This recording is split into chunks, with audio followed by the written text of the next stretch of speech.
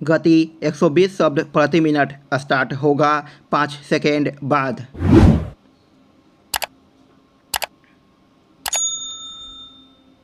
Start. पिछले 5 दशकों में मुझे विज्ञान तकनीकी, संचार तकनीकी और शिक्षा जैसे विषयों पर गहन अध्ययन और शोध तथा शिक्षण प्रशिक्षण करने वाले देश विदेश के वरिष्ठ व्यक्तियों से संवाद स्थापित करने के अवसर मिलते रहे हैं।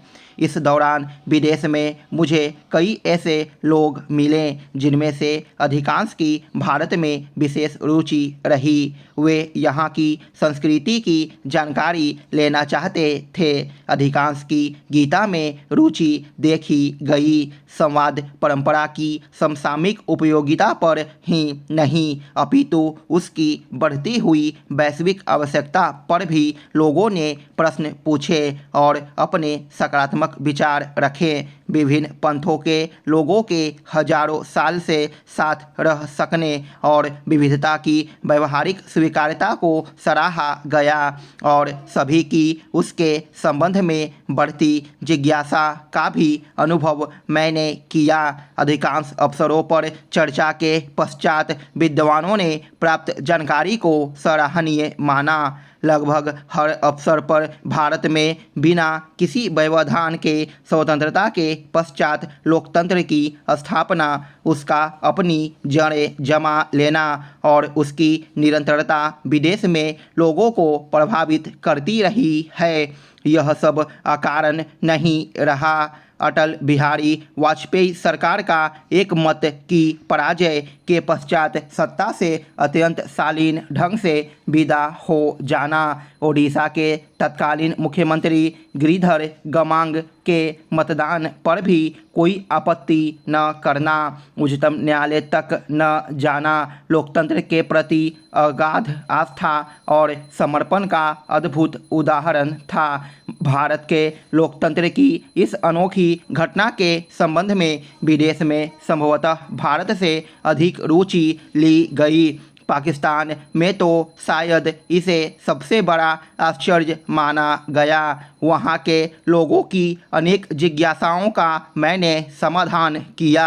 मैं यह कह सकता हूँ कि पाकिस्तानी विद्वत वर्ग में भारत तथा यहाँ के सफल लोकतंत्र पर राजनीतिक चर्चा में वाजपेयी के व्यक्तित्व का अक्सर जिक्र होता है।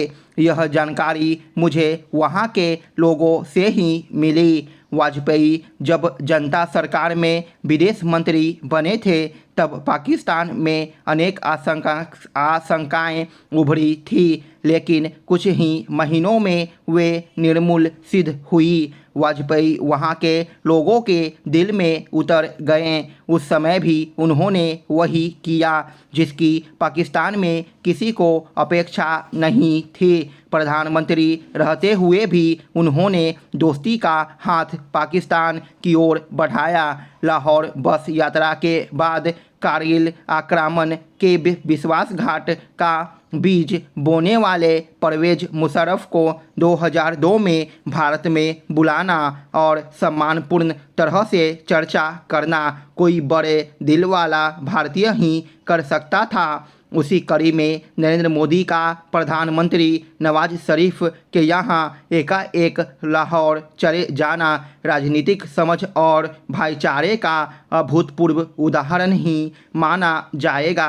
चिंताजनक स्थिति यह है कि आज भारत में ही संसद के प्रति सम्मान, संसद में शालीन आचरण और पक्ष विपक्ष के बीच स्वस्थ परंपराएं अब धूमिल हो रही है। संसद की कार्यवाही तो इसी ह्रास का संकेत करती है। देखना है कि संसद के आगामी विशेष सत्र में संविधान सभा से शुरू होने वाली 75 साल की संसदीय यात्रा पर चर्चा के समय कोई अनुकरणीय उदाहरण प्रस्तुत हो पाता है या नहीं। मैंने अधिकारियों के लिए निर्धारित गैलरी में बैठकर संसद की कार्यवाही देखी है। तब और अब के बीच अंतर देखकर बहुत कष्ट होता है। यह देखकर सोचता हूँ कि संसद में सांसदों के व्यवहार का नई पीढ़ी पर क्या प्रभाव पड़ रहा होगा। क्या यही वह लोकतंत्र है जिसके संबंध में उन्हें कक्षाओं में पढ़ाया जाता है? कहाँ गई वह प्रतिष्ठित संवाद परंपरा और उसका गुणगान?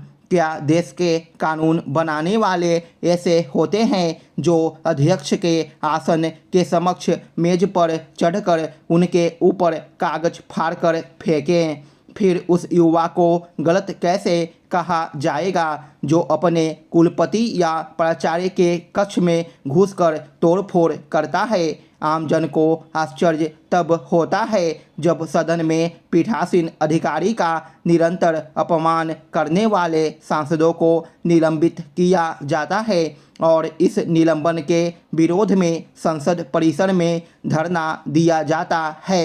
यह सब भी अक्सर गांधी जी की प्रतिमा के आसपास होता है।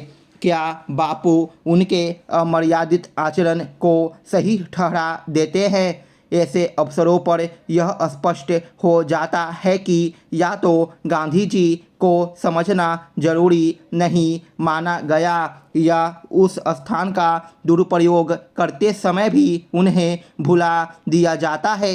दिल्ली और पंजाब के सरकारी भवनों से तो गांधी जी का चित्र ही हटा दिया गया है और ऐसा करने वाले उन्हीं के नाम की दुहाई देते हैं कि देखिए हमारे साथ घोर अन्याय किया जा रहा है। संस्कार रहित आचरण के कष्टदायी उदाहरण उन प्रतिनिधियों से आते हैं जिनसे जनता सदाचरण समर्पण और निस्वार्थ जनसेवा की आशा करती है। अभी हाल में हरियाणा में एक कांग्रेस नेता ने भाजपा को वोट देना वालों को राक्षस तक कह दिया। यह आशा रखने का अधिकार तो अभी भी है कि सम्मानित संस्थाएं गांधी जी के प्रतीक का दुरुपयोग करने और उनके सिद्धांतों की धज्जियां उड़ाने वालों के प्रतिकार में विचार रखेगी। हालांकि यह उम्मीद भी धराशायी हो जाती है क्योंकि इस स्तर पर भी आक्रोश और विद्वेष चरम पर दिखता है। उसके पीछे पूर्वाग्रह, वैचारिक बंधन और अपने खेमे का सत्ता में न होना ही मुख्य कारक दिखते हैं। नई दिल्ली स्थित गांधी शांति प्रतिष्ठान की पत्रिका गांधी मार्ग का मैं कई दशकों से नियमित पाठक रहा हूं। इस पत्रिका में गांधी जी और उनके समकालीन मनीषियों का लिखा पढ़ता रहता हूं, लेकिन लगता है कि व्यवस्था विरोध ने इस संस्थान को असीम सीमा तक आक्रोशित बना दिया है। जुलाई अगस्त अंक में उसमें एक पत्रकार के हवाले से लिखा गया है, आपको इस राजनीतिक ने हैवान बना दिया है।